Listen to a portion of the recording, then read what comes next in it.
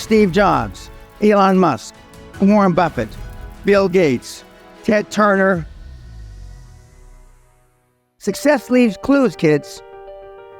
I just named 5 of the greatest names in business in the last 150 years. And they all have one thing in common. They're ball busters. They're hard as fucking nails. Where does that leave you? I still work 50, 60 hours a week. And I haven't had to work in 35 years. You're not willing to do anything. You're not willing to sacrifice anything to be a high-performance person. I don't want to be like that. No, most people don't. I want to be liked. Yeah, well, see, you want to fit in.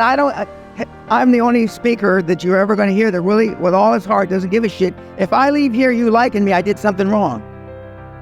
If we would like to improve the quality of our lives, personally and professionally, what would be your advice? What can we do? What is most important? Well, the most important thing is self-esteem. The people that we read about, the people that we admire, the Elon Musks, the Steve Jobs, the Warren Buffetts, etc., all have one thing in common. They have extremely high self-esteem. And of course, you've heard me say this before, self-esteem is built the first 7 or 8 years of life. And unfortunately, we're with our parents the first 7 or 8 years of life. Ergo, we don't have too much high self-esteem. But to build high self-esteem, and the way you build high self-esteem, if you're 25, 35, or 45, is to be around, surround yourself with other people that have high self-esteem. Show me your friends and I'll show you your future. And so you can reverse your childhood by who you associate with. How do you do that? Well, you find people that are where you want to be, but they're already there. You're 22 years old, you're 32, you're 41 years old, and there's a guy or a gal who's 45 years old who is where you want to be. They've accomplished a lot of things. If you're into, they're saving the world, they're using their money for good causes, go associate with those people, be around those people. And they're easy to find, but they're not going to knock on your door. They're not going to come to your apartment or your flat and ask you, oh, can I help you? I had self-esteem. I didn't know till I got grown up and was an adult that everybody didn't have self-esteem. I didn't understand that. I didn't realize that everybody didn't have self-confidence. I didn't realize that everybody didn't have self-worth.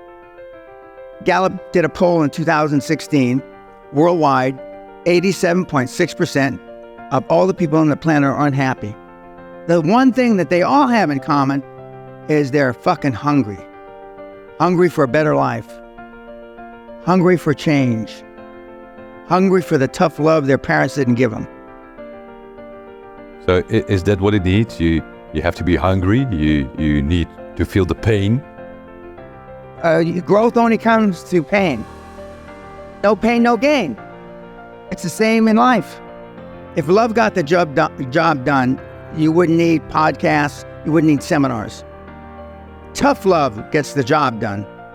What is your definition of a high-performance person? Being all that you can be every day. 24/7, 365, being all you can be. I asked the question a couple of days ago. How many of you can raise your hand with, how many of you have kids? Too bad, but anyway, you have kids, okay?